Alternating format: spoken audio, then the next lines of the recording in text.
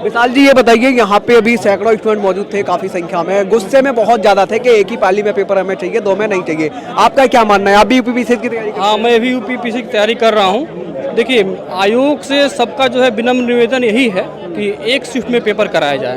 दो शिफ्ट में पेपर कराने से बच्चों को समस्या आएगी। बच्चों को समस्या इस प्रकार आएगी कि उसमें जो है कैसे आप जो है तय कर पाएंगे कि कौन सा पेपर टफ है और कौन सा पेपर ईजी है। तो इसमें क्या होता है कि कभी कभी जो है आयोग तो कह देता है कि ये पेपर जो हुआ है टफ है, ये पेपर ईजी है।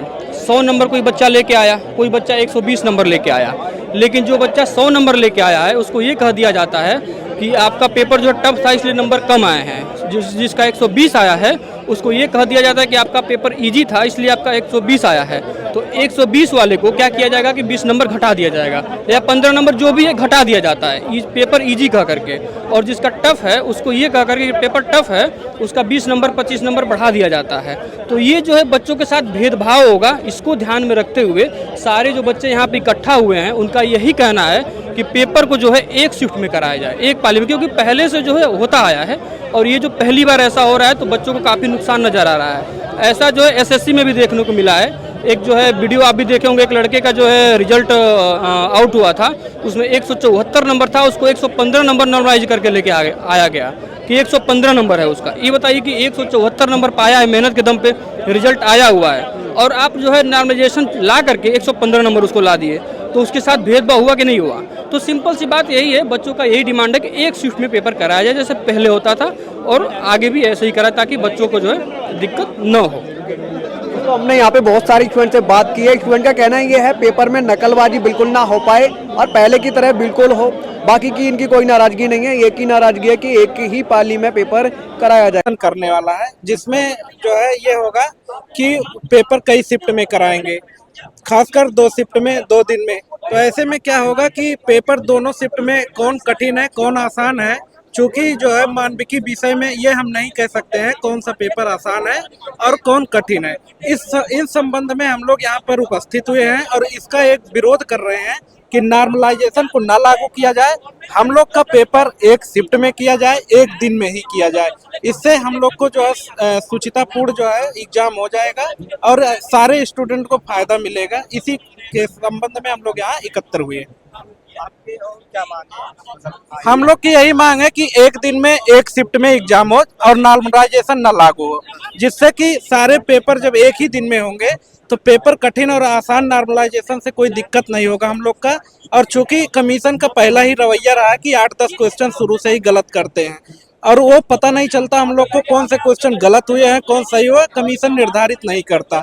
अगर इस संबंध में नॉर्मलाइजेशन भी हो जाता है तो 10-5 क्वेश्चन का और भी दिक्कत होगा। ऐसी परिस्थितियों में स्टूडेंट का बहुत जो है नुकसान होगा।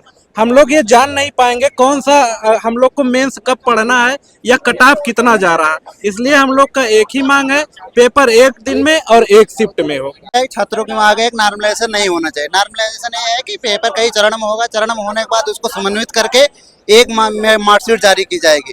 लेकिन बात यह है कि पहले से नॉर्मलाइजेशन अन्य एग्जाम में होते रहे हैं और वहाँ हमें समस्या इसकी नहीं है। पहले मैथ, रीजनिंग, हिंदी, इन सब में क्वेश्चन के स्तर पे पता चल सकता था कि कौन सा क्वेश्चन टफ है कौन सा क्वेश्चन आसान। लेकिन अब सोशल सब्जेक्ट वाले विषय में नॉर्मलाइजेशन का लागू होना बहुत घातक हम लोग के लिए रहेगा, क्योंकि किसी को प्लास्टिक की तो पता है कि 1757 हुआ है, किसी को नहीं पता है, तो कैसे तय किया जाएगा एक क्वेश्चन कठिन है आसान है। पर जहाँ मैथ, रीजनिंग, इंग्लिश में होता है कि कई चरण में क्वेश्चन एक सहज रूप से हो जा रहा है कि एक चरण में सही हो जा रहा है कि नहीं। लेकिन सोशल वाले सब्जेक्ट में अगर किसी को पता है कि जो है पनामा का चाहिए कि आप एक, जैसे आपने 3 घंटे का पेपर रखा ना, आपने नोटिस दिया, उसी दिन नोटिस तो हम नहीं करवा रहे हैं, हम लोग रूम पे जाके बैठ के पढ़ाई करेंगे। जरूरत थोड़े कि यहाँ पे सर में पागल की तरह घूम रहे हैं हम लोग। नॉर्मलाइजेशन, मॉडरेशन एक करप्शन की बीज है जो आप धीरे धीरे धीरे धीरे बढ़ाते हुए इसको मास लेवल पे फैला देंगे और एक समय ऐसा आएगा जो स्थिति यूपीपीसीएस हर एक स्टेट गवर्नमेंट के अपना अथॉरिटी के अंडर है, उसमें आप जैसे देखिए लोअर आपने लिया, लोअर आपने भंग कर दिया, यूपी ट्रिपल एसएससी दिया, उसमें तो आप 20 शिफ्ट में पेपर करवाते हैं, उसमें करप्शन नहीं हो रहा है। आप नॉर्मलाइजेशन और मॉडरेशन ये दो ऐसी चीज है, नॉर्मलाइजेशन और मॉडरेशन, एक मिनट रुकिए भाई, नॉर्मलाइजेशन और मॉडरेशन दो ऐसी चीज है जो करप्शन को प्रमोट किया जा रहा है, उसमें करप्शन को प्रमोट किया जा रहा है। ठीक है, कोर्ट में प्रमोट किया जा रहा है करप्शन को।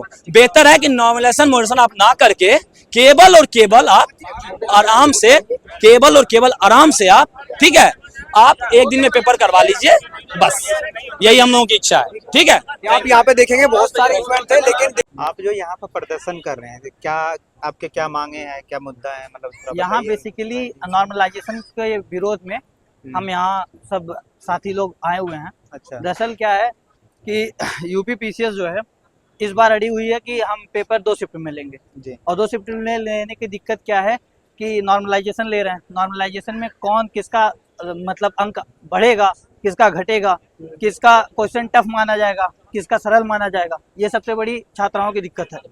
छात्र लोग इसके वजह से यहाँ विरोध में लगे हुए हैं, और ये बिल्कुल भी स्वीकार्यपूर्ण नहीं है कि हम इसको स्वीकार करें कि नॉर्मलाइजेशन को।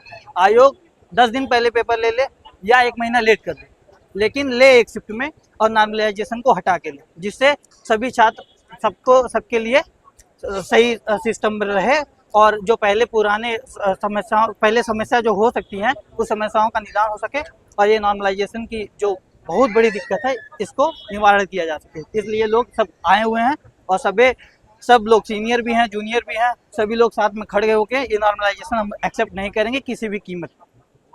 उसके हो सकते हैं अधिक नंबर आए, और जो हो सकता है थोड़ा कम अटेम्प्ट करे उसके भी अधिक नंबर आए। तो इस दोनों का मतलब कि एक प्रकार से नॉर्मलाइजेशन करना है, तो इसको हम लोग स्वीकार नहीं कर रहे हैं। और आप लोग का मांग है कि एक साथ पेपर एक साथ पेपर एक साथ हो, 2 शिफ्ट में पेपर नहीं होना चाहिए। दरअसल क्या है ना कि अगर मान लीजिए 2 शिफ्ट में पेपर लेते हैं तो सबसे बड़ी दिक्कत क्या है, तो जो नॉर्मलाइजेशन जो आ रही है, नॉर्मलाइजेशन में क्या है कि कौन सा क्वेश्चन आयोग कठिन मानेगा और कौन सा क्वेश्चन आयोग को सरल लगता है।